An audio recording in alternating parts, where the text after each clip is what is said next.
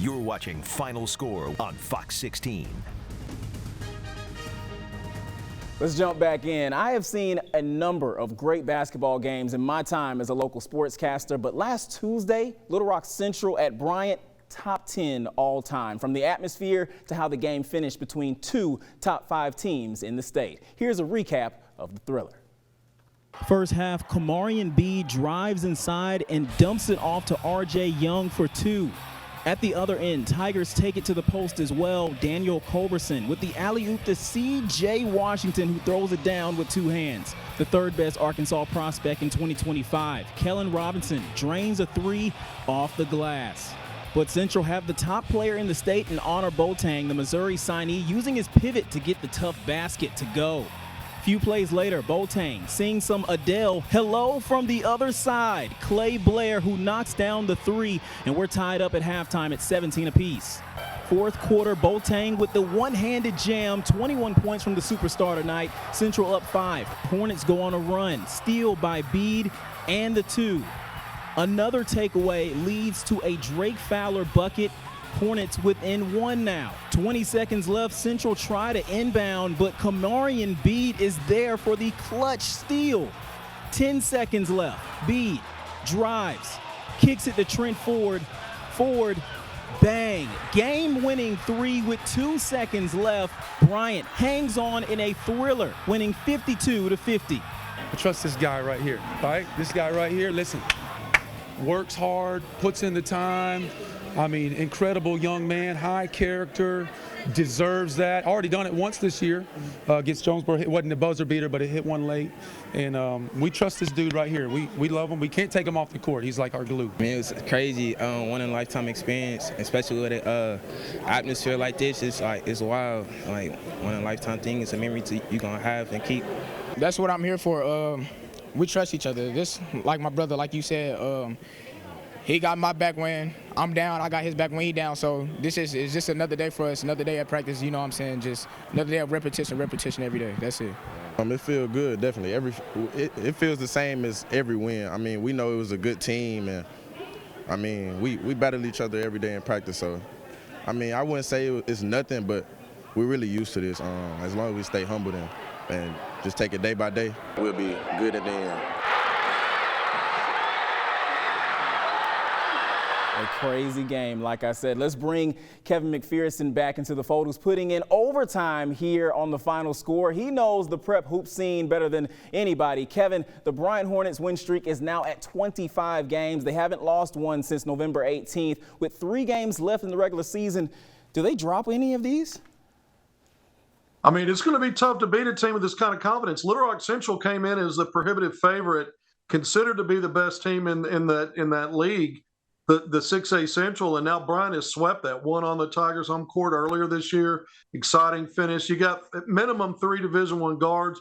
When you look at 2025, Kellen Robinson, and then 2026, Kamarian Bede, and 2026, RJ Young. So this is a team that's you mentioned it, 25 straight wins. That win over Central, exciting finish, was their 23rd win. Backed it up, followed it up with a couple more wins through the week. So you mentioned it going into state. This team is on a mission. One of the best teams in the country. You said it's one of the top 10 high school games you've ever seen. Welcome to the 501, my friend Josh. You're going to see a lot of that if you stick around. I like the sound of that, man. The only in-state losses Central has is to Bryant. Both are 1 and 2 in 6A Central. What's something you'd like to see from Central that would make them contenders for the 6A title going forward? They've got all the pieces. I mean, Honor Boateng, class of 2024, national top 50 as 4-star. We know that he's a pledge to the Missouri Tigers, but it starts with him. When you look at Luke Moore, class of 2025, really kind of been an unsung guy all year because there's so much talent in the state, and I think sometimes he's under the radar in terms of perception, but a great point guard. And then other guys that check boxes, C.J. Washington, 6'7", 6'8", in the post, and you look at Daniel Culberson, another sort of a glue guy and a quick guard.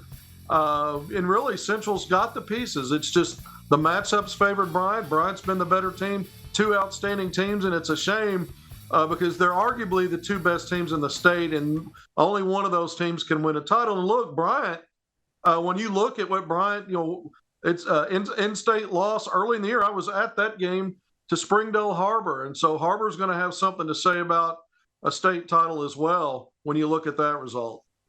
All right, now hang on, Kevin, because there's one more game we've got to dissect. On Friday, Benton hosted Pine Bluff. This game was huge because just like Bryant and Central, the Panthers and Zebras are 1-2 in the 5A South. If Pine Bluff wins, the teams are tied for first in the conference standings, with Pine Bluff having the tiebreaker. Here's how that one played out.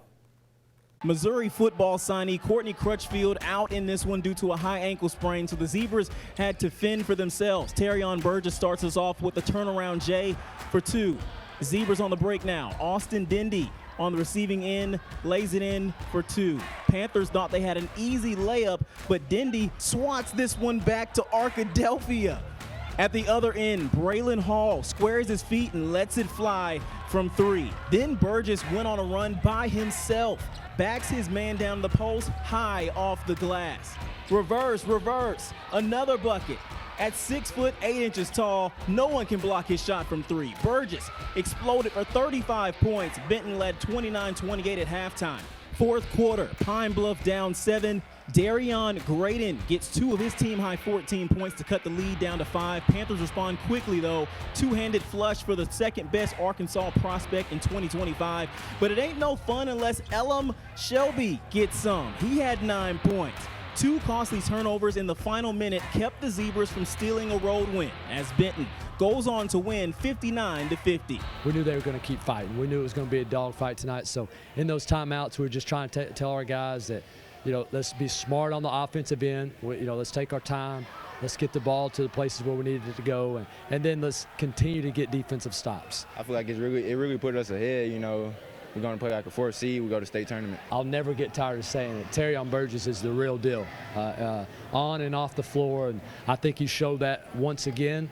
He proved that once again tonight, how special he is. But what makes him really special is how he carries himself off the floor and his work ethic. But he did. I think he was just, we just were there in those timeouts. We wanted to get the ball in his hand. That didn't necessarily mean he had to shoot the ball, but just his playmaking ability, his ability to make 2 defenders guard him. That's what we were trying to do. But yeah, Terrion played outstanding tonight on both ends of the floor. So he's just a very, very special player. Benton have not lost in the new year, winning 10 straight since the King Cotton Classic. Kevin, that was my first time seeing Terrion Burgess. He reminds me a lot of Kevin Durant with how he moves on the court. How good is this kid? Well, he's really good. He's a top 35 national player, 4-star high-level guy, has an Arkansas offer, has multiple high major offers, 6'9" combo forward.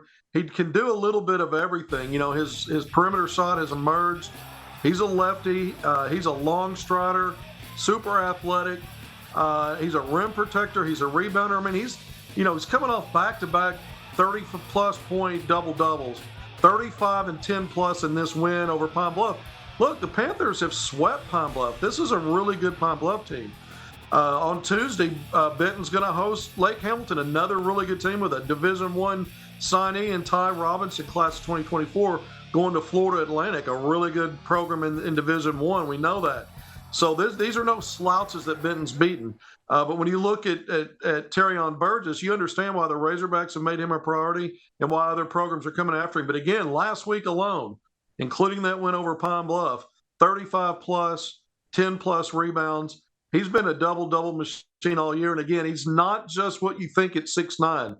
He's got that 3-4 versatility. He can defend guards and wings.